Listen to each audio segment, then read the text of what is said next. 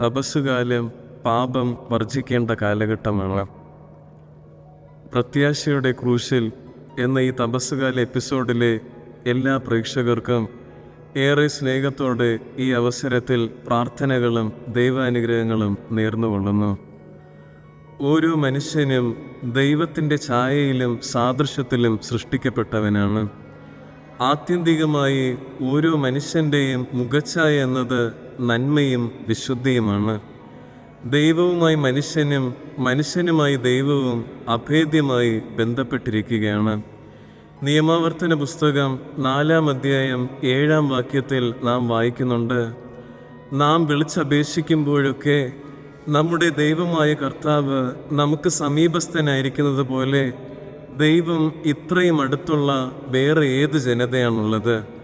ഇപ്രകാരം ദൈവവുമായി വളരെയധികം ആത്മാർത്ഥമായ സ്നേഹബന്ധത്തിലായിരിക്കേണ്ട കാലഘട്ടമാണ് തപസ്സുകാലമെന്നത്.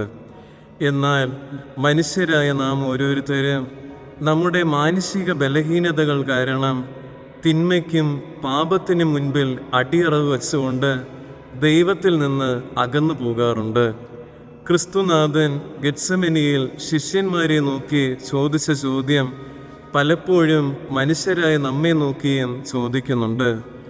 എന്നോടുകൂടെ 1 മണിക്കൂർ നേരമെങ്കിലും ഉണർന്നിരുന്ന് പ്രാർത്ഥിക്കുവാൻ നിങ്ങൾക്ക് സാധിക്കുന്നില്ലേ?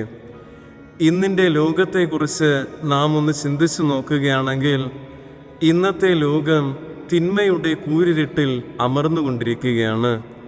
ഇന്നത്തെ മനുഷ്യരാകട്ടെ ഒഴുക്കിനൊത്ത് ചരിക്കുവാൻ ആഗ്രഹിച്ചുകൊണ്ട് ആഡംബരത്തിനും അധാർമികതയ്ക്കും അസത്യത്തിനും കൂട്ടുപോകുവാൻ വെമ്പൽ കൊള്ളുകയാണ്. പ്രാർത്ഥന, വിശ്വാസം, വിശുദ്ധി, ദൈവഭയം എന്നിവയ്ക്കൊക്കെ പ്രാധാന്യം നഷ്ടപ്പെട്ടുകൊണ്ടിരിക്കുന്ന ഒരു കാലഘട്ടത്തിലാണ് നാം ജീവിച്ചുകൊണ്ടിരിക്കുന്നത്. ഇത്രയേറെ പ്രതിസന്ധികൾ നാം നേരിടുന്നുവെങ്കിലും ക്രൈസ്തവരായ ക്രിസ്തു ശിഷ്യരായ നമ്മെ സംബന്ധിച്ചിടത്തോളം ക്രിസ്തുനാഥൻ നമ്മെ പഠിപ്പിച്ചതുപോലെ ദൈവസ്നേഹത്തിനും പരസ്നേഹത്തിനും ഊന്നൽ നൽകിക്കൊണ്ട് മാതൃകാപരമായ ക്രിസ്തീയ ജീവിതം നയിക്കുവാൻ ദൈവപിതാവ് നമ്മെ ഓരോരുത്തരെയും ക്ഷണിക്കുകയാണ്. അതിനായി നമ്മെ തന്നെ ഒരുക്കുന്ന കാലഘട്ടമാണ് തപസ്സുകാലമെന്നത്. അങ്ങനെയെങ്കിൽ തപസ്സുകാലം പാപം വർജിക്കേണ്ട കാലഘട്ടം തന്നെയാണ്. വിശുദ്ധ ഗ്രന്ഥത്തിലുടനീളം ക്രിസ്തുനാഥൻ പാപം ചെയ്യരുത് എന്ന നിർദ്ദേശവുമായി പല വ്യക്തികളെയും കണ്ടുമുട്ടുന്നുണ്ട്. വ്യഭിചാരത്തിൽ പിടിക്കപ്പെട്ട സ്ത്രീയോട് ക്രിസ്തുനാഥൻ പറയുന്നുണ്ട്, ഞാനും നിന്നെ വിധിക്കുന്നില്ല, പോയിക്കൊള്ളുക, മേലിൽ പാപം ചെയ്യരുത്. ബെത്സൈദ കുളക്കരയിൽ 38 വർഷത്തോളം രോഗാവസ്ഥയിലായിരുന്ന വ്യക്തിയെ ക്രിസ്തുനാഥൻ സുഖപ്പെടുത്തിക്കൊണ്ട് ആ മനുഷ്യനോട് പറയുന്നുണ്ട്, ഇതാ നീ സുഖം പ്രാപിച്ചിരിക്കുന്നു, കൂടുതൽ മോശമായതൊന്നും സംഭവിക്കാതിരിക്കാൻ മേലിൽ പാപം ചെയ്യരുത്. അറിഞ്ഞോ അറിയാതെയോ ചെറുതും വലുതുമായ പാപ അവസ്ഥകളിൽ ഇന്നിൻ്റെ ലോകത്തിലെ ഓരോ മനുഷ്യരും ജീവിച്ചു കൊണ്ടിരിക്കുകയാണ്.